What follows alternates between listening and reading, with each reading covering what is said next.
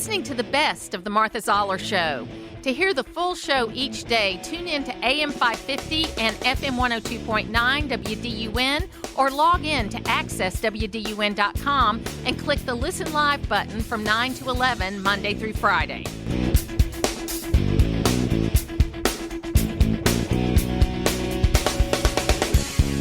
It is the Martha Zoller Show. I'm here with Joni Alpert and Josh McKoon. You know, I think Biden would have been a better candidate than Kamala Harris, Josh McKoon. How are you? Hey, good morning. Yeah, probably at this point. So. Have you gotten any rest? Yes. The last couple of days have been restful. Obviously, it was a big sprint to the end, but it was worth it. A great victory for President Trump here in Georgia and across the nation. You know, every possible, any way you want to slice the electorate, a great win for Donald Trump. Yeah, improved his numbers in 49 states, got better numbers with every demographic. It was just an incredible thing. Did you see this coming? I mean, I knew Georgia was going to end up back in the red column. I knew because of all the people that didn't vote in the runoff in 2021. I knew if they got back out again, we'd have no problem. But were you expecting this win to be as big as it was? So, you know, we spent the other battleground state chairs. We were all talking to each other, particularly in the closing month. And I felt very good about Georgia, Arizona, Wisconsin, and Pennsylvania. I felt like he would win all of those. Was delightfully surprised by Michigan and Nevada. Thought those might be out of reach. But no, we were all feeling good going into Election Day that President Trump was going to win. I don't think any of us thought it would be over on election night. I think everybody was anticipating that the margins would be closer, that we might be in recount or legal territory in some of the other states, but just very, very pleased with with how it all turned out. So what is next for Georgia? What is the next thing on the horizon? Because I know that it's one of Governor Kemp's desires to prove we're not a swing state, that we're a red state. What's next for you? Well, obviously, this was, you know, a huge victory, not only for 2024, but the message it sends for 2026. You look around the state, you mentioned 49 states voting more Republican. If you look around Georgia, there were only a handful of counties that shifted to the left. Almost every single county shifted to the right. So we're in a good position, but we've got to start working almost immediately. Obviously, Senator Ossoff is the number one opportunity to grow the Republican majority in the 2026 election. And so as the Georgia Republican Party looks ahead, I think we're going to have a lot of open statewide seats. And so obviously we'll have to work very hard to make sure we maintain Republican control. And my sense on that one is that if, you know, it's Brian Kemp's decision, Governor Kemp's decision on what he wants to do, and that if he were to decide to run for the Senate seat, I think that would push a lot of those people out of that Senate race. You'll always have some people that will want to challenge an incumbent or a person like Brian Kemp, but it would push a lot of the big candidates into the governor's race or one of the other races. Is that kind of how you see it? Look, I think Governor Kemp would be a very strong candidate. He's obviously a very popular figure, not just in Georgia, but around the country. And so I think that if he chose to get in that race, he would be a very, very strong candidate. And, you know, we need to make sure that we have that we put our best candidate forward in that race, because it's a great opportunity for us to expand the majority. If you look at the map for 2026, the Republicans are defending a lot of seats. They're seats we ought to be able to hold, but there are very few pickup opportunities. That is one. Virginia may be one. If Governor Youngkin were to choose to run in Virginia, I think he would be a very strong candidate for that seat. So not a lot of pickup opportunities, so we need to make the most of the ones we have. Yeah, absolutely. So what do you see now? I know that our state legislature, we did a good job with the state legislature. We did a good job up and down the ballot. What is going to happen with the Public Service Commission? What's happening next with that? Do you know? Yeah, so, my expectation is that at some point elections are going to be scheduled and held. It's been a very strange thing for those that follow this stuff closely. Federal judges getting in the middle of elections always creates problems. But I don't have any specific information for you. I do expect that we will see elections scheduled here soon. So are you playing cabinet bingo? Look, I'm just so happy that President Trump won. I'm happy that all of our Republican members of Congress were reelected, that we returned majorities to the General Assembly. I mean, this was a very successful election cycle for the Georgia Republican Party. We worked very hard. I've mentioned this several times, but the Trump Force 47 team, our ground game, which was knocked routinely by the national media, did a phenomenal job. I mean, you turn out 1 million people that did not vote in 2020 in Georgia. And, of course, our partners, Greater Georgia, Tea Party Patriots, Turning Point Action, Faith and Freedom Coalition, this whole strategy of coordinating with outside groups was really maligned 6 or 7 months ago. But, James Blair and the Trump political team, they had the right idea and executed in a really strong way. I hope I see some people from Georgia in the administration. We've got a great bench of talent here in Georgia, and so I'm looking for that, I guess, when you talk about not necessarily just the cabinet, but just filling out the administration. Yeah, I'm very excited about what we're going to see, and I'm trying to, in the old days, we used to do these radio rows around the inaugural, and Ellen Ratner, who used to organize them, is not doing that anymore. So I'm working with some of my organizations up in D.C. to see if we can't find a sponsor to do a radio row from the inaugural, because I think that would be fantastic. Yeah, I think it's going to be a historic inaugural ceremony, and what a feather in Georgia's cap that Senator Kelly Loeffler is co-chairing the inaugural committee. So I know it's going to be a great celebration, and I certainly hope there's lots of opportunities to cover it. Yeah, I just love Kelly because she did not take her ball and go home. And she has worked so tirelessly to get the conservative vote out. And it's kind of the same way I feel about Nikki Haley. A lot of hay was made about how she wasn't campaigning, quote, with Trump, but she was doing appearances all over the media supporting his candidacy. She spent the last 2 weeks in Pennsylvania helping Dave McCormick because she had a pretty good turnout in Pennsylvania for that primary. So she was crisscrossing Pennsylvania with Dave McCormick. I think that we saw a lot of people put their time and effort in, and what we learned, Josh, is that the media didn't really know what they were talking about, that there were people that they wanted to pit against each other that were actually working together to get this vote out. Yeah, these sort of false narratives that were pushed, we dealt with that here in Georgia, Governor Kemp and President Trump, even after they appeared jointly in Evans, Georgia, talking about hurricane relief and how to help people devastated by Hurricane Helene. People wanted to continue to try to suggest that there was a problem there. Look, everybody was rowing in the same direction. We had great work from, all corners of the Republican Party, Congresswoman Marjorie Taylor Greene, Congressman Mike Collins, Lieutenant Governor Burt Jones, really the whole congressional delegation. We just had everybody out there working. And when we're united, we're able to win. This is at a center-right state, and if we work together to turn out our vote, this is the result we get. Josh McKoon, thank you so much for being with us today. Thank you for having me. It's where North Georgia comes to talk. It's the Martha Zoller Show on AM 550 and FM 102.9 WDUN. Michael Levine is joining me right now, and he is a publicist and a person that really looks at the issues every single day. And Michael, how are you? I am well, and I am relieved that the American public has finally caught on, as we have been warning them week in and week out, month in and month out, over the insane policies that were almost borderline suicidal to a society.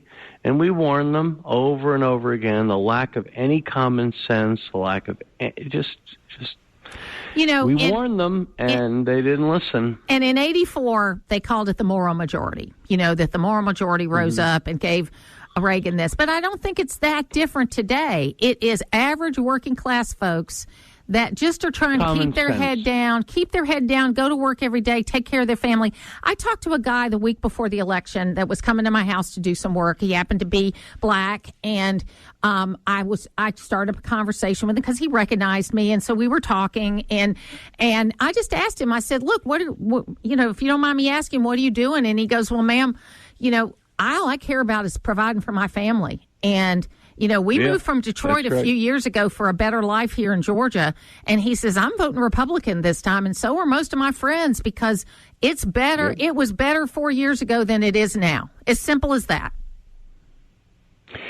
I think you said it well. And in addition to the economics, which are the gas, the supermarket, there was just a general sense that the Democratic Party had lost their mind, and that if they wanted to commit societal suicide, that was their prerogative, but most American voters weren't going to go along with it. And so I think the whole edifice of their idiotic, woke, men play women's sports, this nonsense has come crashing down. And we had been warning them about this. We'd warned the public for months and years. Well, and then this is unsustainable and insane. Democratic bastions like Beverly Hills, like Brooklyn, like you know. California was still a 20-point margin, but it was closer than it had ever been. New York was only a 10-point margin, which was closer than it had been. The numbers that he picked up in Manhattan were roughly about 500,000 votes, which is a lot. And it's surprising to me. I didn't think the win was going to be this big. I thought he was going to win, but I didn't either. Yeah, because you and I stupidly believed in these polls and these idiotic mainstream media. Now, I'll tell you, if I may, from my perspective, the big losers in the election. Number 1, Kamala Harris. Number 2, Tampon Tim. Number 3, the mainstream media, which has absolutely, positively zero credibility. If CNN, if an announcer on CNN says, "Good morning, today is Tuesday," I'll check my calendar. I don't believe it. They have no credibility left, none whatever. So those are the losers that I see. And you know, the whole edifice. And a big winner was these podcasts that aren't necessarily political, because, you know, like Joe Rogan isn't always political. He talks about all kinds of things.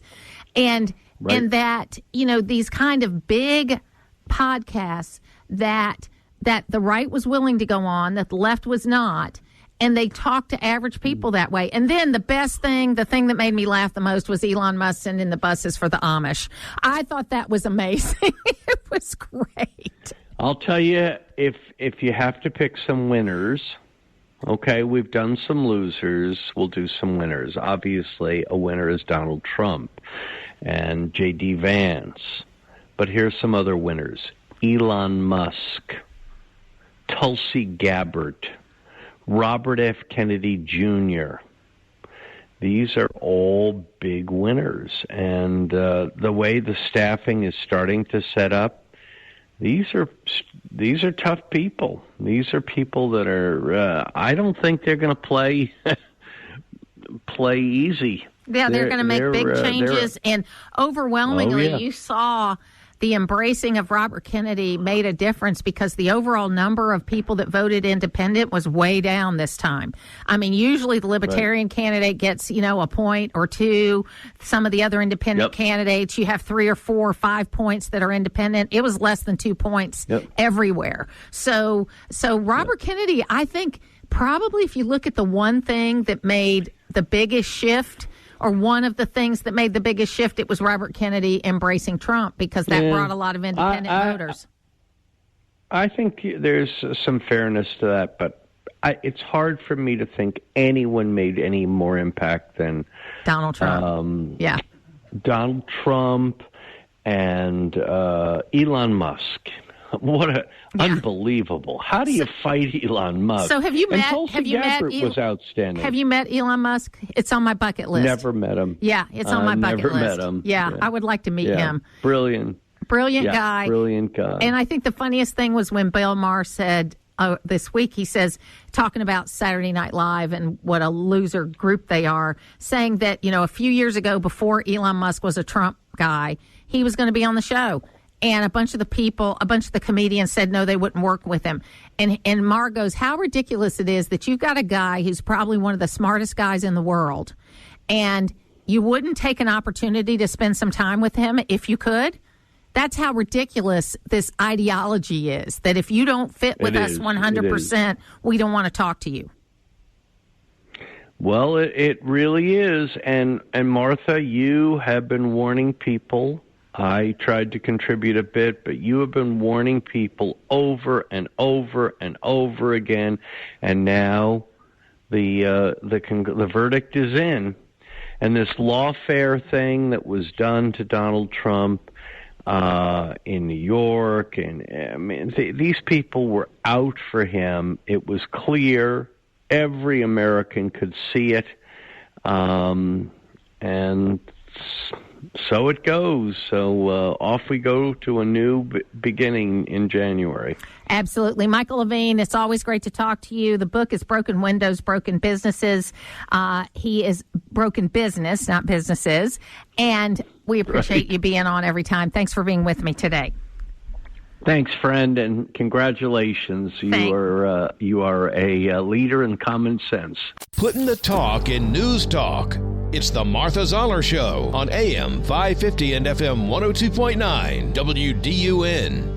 Lisa Wexler's joining us right now to talk about some of these cabinet picks. But before we do that, I want to talk about the meeting that happened yesterday between Joe Biden and President Trump, who, it's the biggest fire I ever saw in my life coming out of a fireplace. It was just all you could watch during that meeting, but it was very cordial. It was very kind. I have never seen, Lisa, Joe Biden look so happy.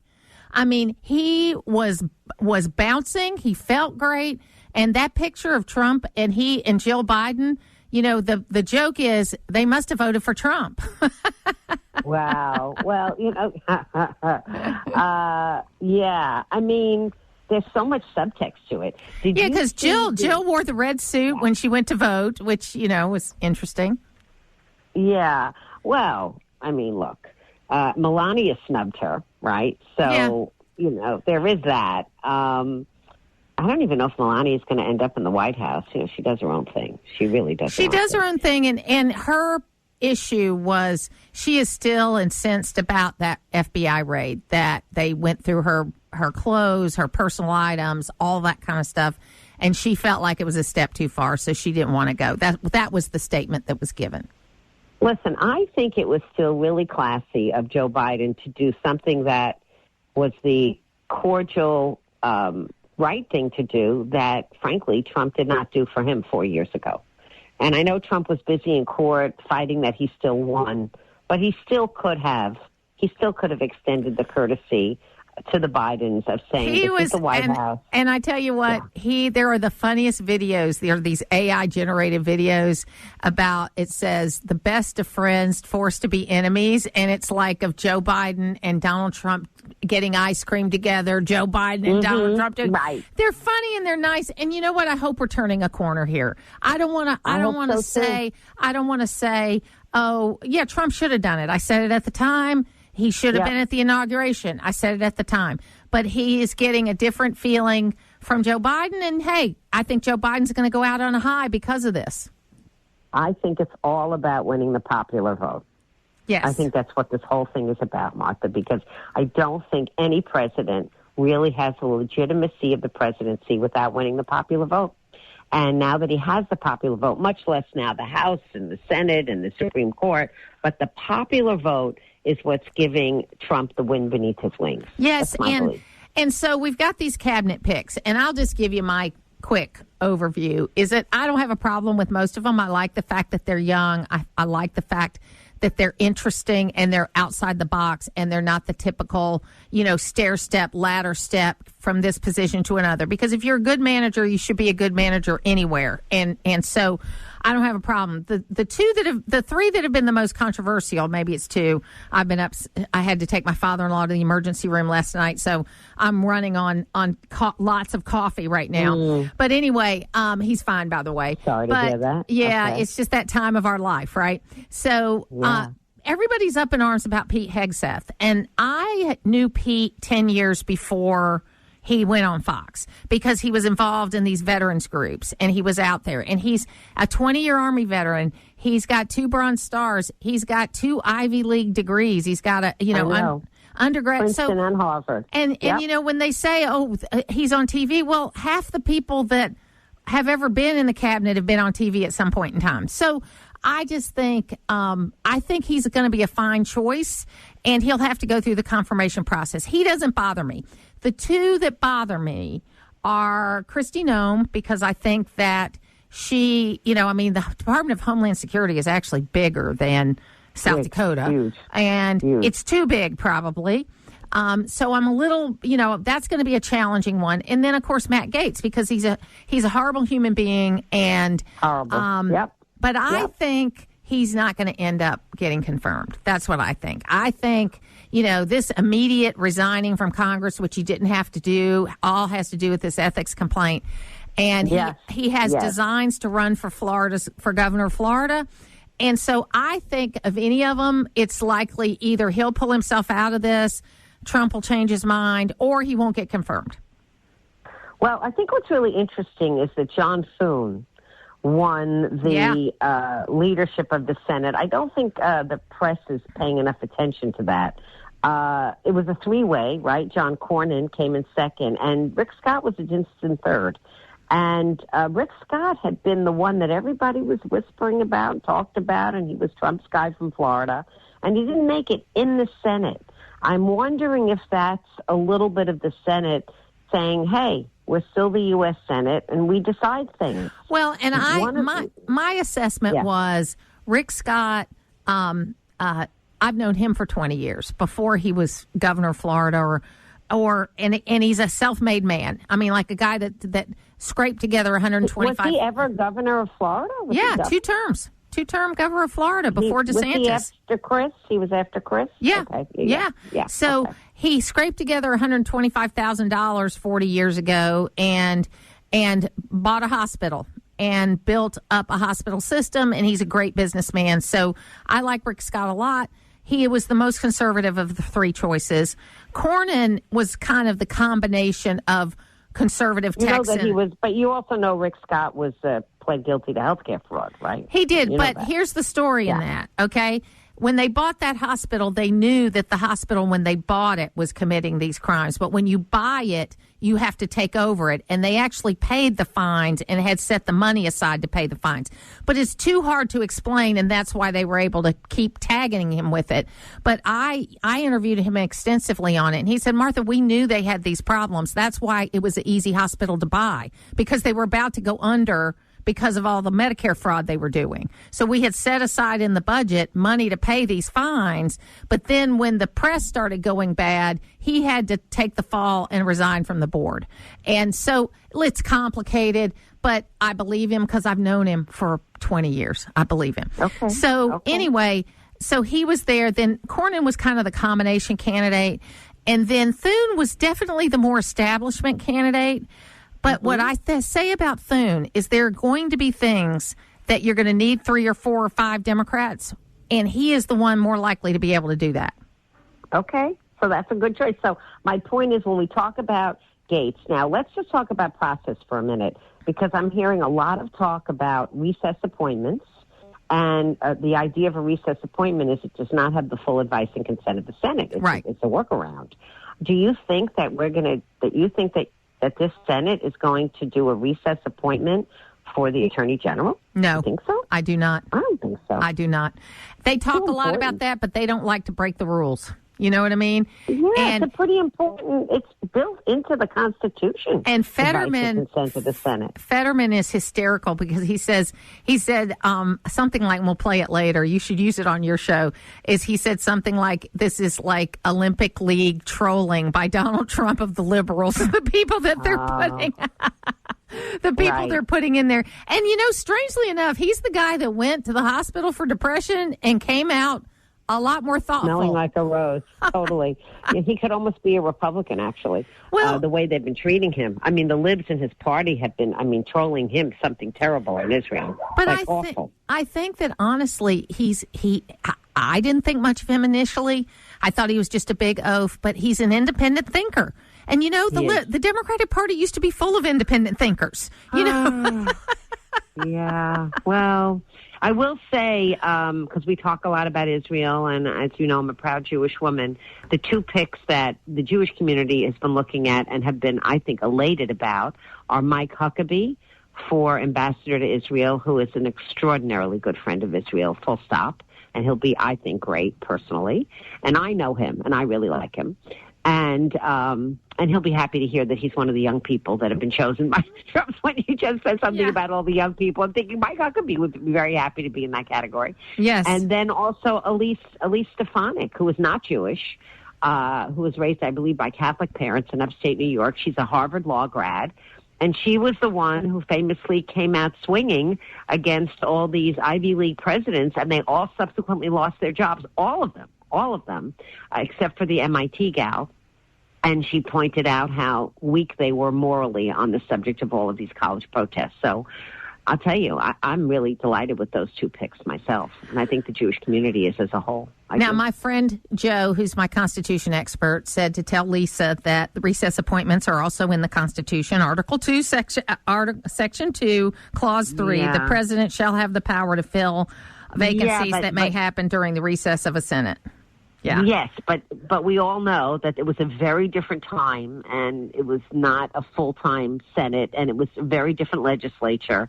And I think that it was a mechanism for emergencies. I mean, that to me is the very obvious intent of the language. I think so as too, opposed to business as usual. Here's what I predict is going to happen. They're not going to recess. This is what they've been doing to avoid that, because the Senate does not like recess appointments. I don't care if Democrats control them or Republicans control them. They take their advice and consent very seriously.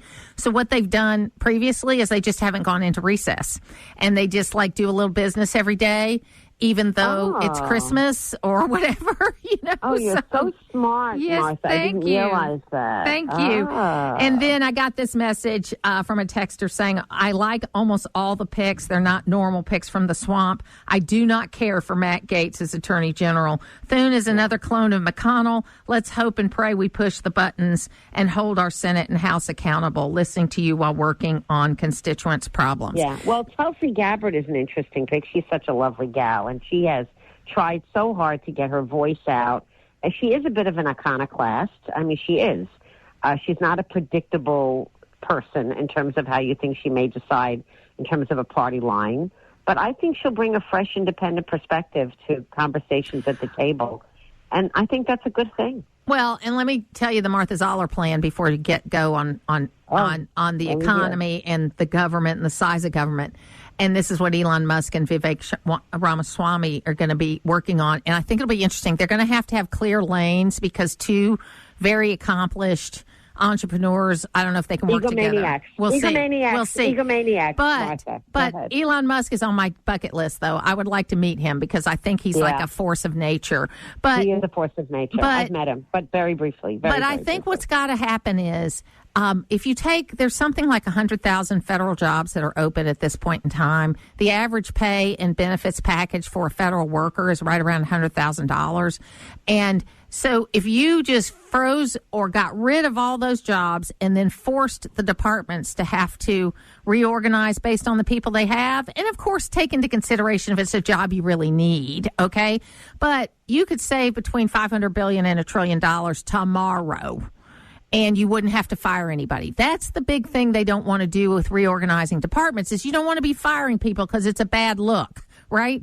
But what we did in Georgia during the height of the recession is we had 14,000 job openings in state government, and we just zeroed them out and then made the departments reorganize. And the governor was able to buy a couple of more years before he had to make big cuts in the budget during the recession. We did something very similar in Connecticut during the Malloy administration.